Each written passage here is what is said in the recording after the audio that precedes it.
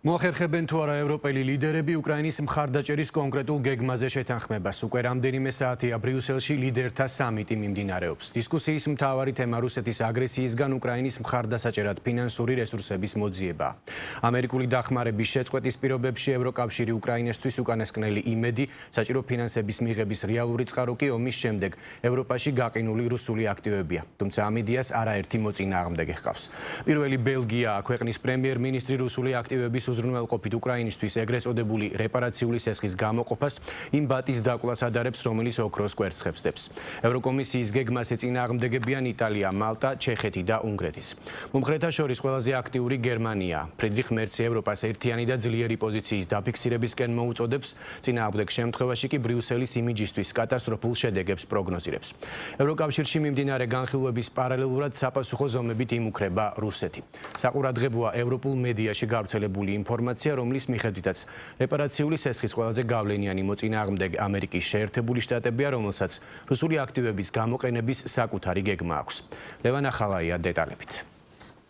ევროკავშირი მარტივი არჩევანის წინაშეა. ფული დღეს ან სისხლის ზღვრა ხვალ. ასე შეაფასა დღეს პოლონეთის პრემიერ-მინისტრმა დონალდ ტუსკმა ევროკავშირის ლიდერების წინაშე არსებული ამოცანა. მიზანი უკრაინისთვის სასიცოცხლოდ საჭირო მხარდაჭერაზე შეთანხმება, რაზეც ბრიუსელში შეკრებილი ევროპელი ლიდერები უკვე დიდი ხანია მსჯელობენ. თუმცა თანხმობის მიღწევა ვერ ხერხდება. ამას დღევანდელი სამიტის მონაწილეების კომენტარებიც ადასტურებდა. ჩვენ მარტივი არჩევანის წინაშე ვართ. ან დაფინანსება დღეს, ან სისხლის ზღვრა ხვალ. მე ვსაუბრობ არა მხოლოდ უკრაინაზე, არამედ ევროპაზე. ეს გადაწყვეტილება ჩვენ და მხოლოდ ჩვენ უნდა მივიღოთ. ვფიქრობ, ყველა ევროპელი ლიდერი საბოლოოდ ამ დონემდე უნდა მივიდეს და ეს არის ყველაფერი, რისი თქმაც ახლა შემიძლია.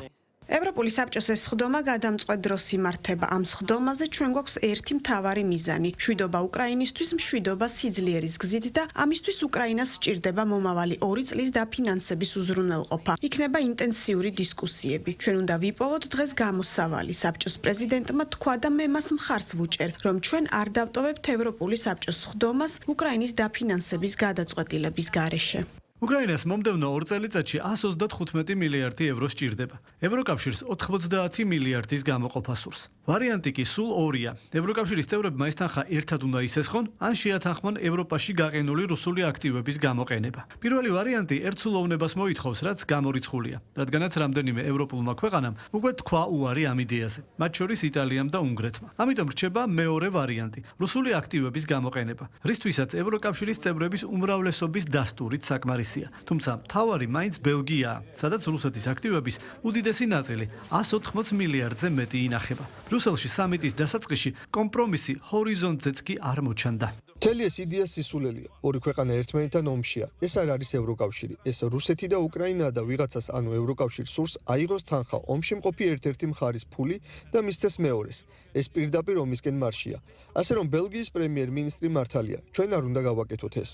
ევროკომისიის იდეა უკრაინისათვის ეგრეთ წოდებული რეპარაციული სესხის გამოყოფას ითვალისწინებს. ამ იდეას ბელგიის ხელისუფლება არ უარყოფს, თუმცა მოითხოვს მყარ იურიდიულ გარანტიებს. ევროკავშირის ლიდერების სამიტზე მისვლამდე ბელგიის პრემიერ-მინისტრმა ბარტ დე ვევერმა ქვეყნის პარლამენტში რუსული აქტივებიდან მიღებულ მოგებას, რასაც უკრაინის მხარდასაჭერად იყენებენ, ოქროს კვერცხები უწოდა, რომლის მდებელი ბატის დაკვлас და შეჭმას ბელგიის მთავრობის მეთაურის თქმით დღეს ევროკავშირი გეგმავს. ამასთან ერთად მან კიდევ ერთხელ მოითხოვა ევროპის ქვეყნებისაგან საერთო ვალდებულების დაკისრება.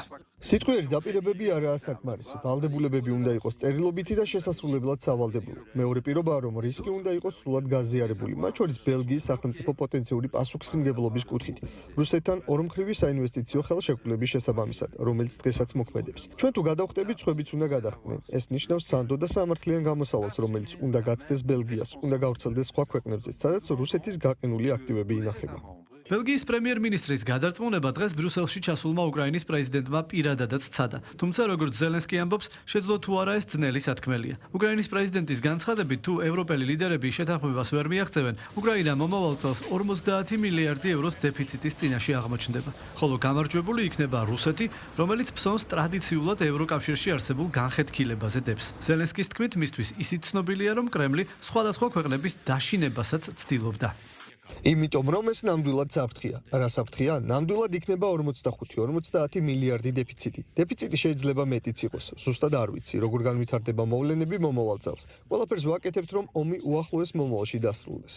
თუმცა როგორც ჩანს, რუსეთი არ არის ერთადერთი, ვისაც ეგრეთ წოდებული რეპარაციული სესხის იდეის ჩავარდნა სურს. როგორც ევროპული მედია წერს, უკრაინის მთავარი მოკავშირე ამერიკის შეერთებული შტატები, რომელიც ომის დასრულების შესახებ მოლაპარაკებებს ხელმძღვანელობს, რუსეთისთვის სანქციების გაუქმებასთან ერთად, ასევე განიხილავს რუსული გაყინული აქტივების უკრაინის რეკონსტრუქციისთვის გამოყენებასაც.